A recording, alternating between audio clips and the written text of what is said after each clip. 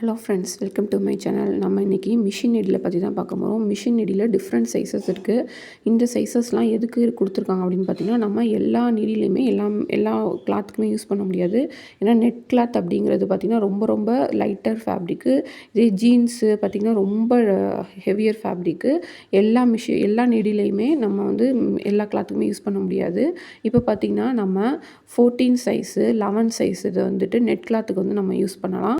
நம்ம 11 size needle வந்து net கிளாத்துக்கு, space silk 11, 14 2 சைஸுமே use பண்ணிக்கலாம். இப்போ நான் வச்சுருக்கிறது பார்த்திங்கன்னா 11 நீடிலு.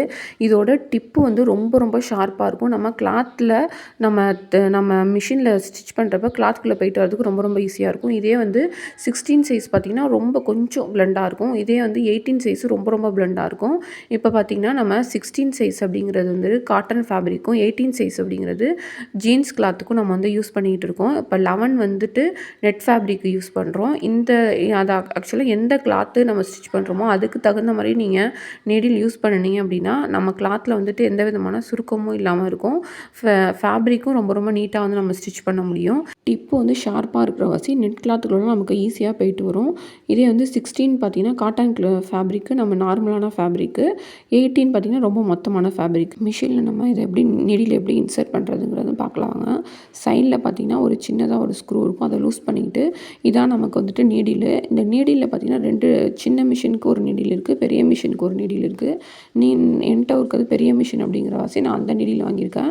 இப்போ பார்த்திங்கன்னா இதில் எல்லா மிஷின்லையுமே பார்த்திங்கன்னா ஒரு சைடு பிளெண்ட் ஆகும், ஒரு சைடு வந்து 2 லைன் வந்திருக்கும்.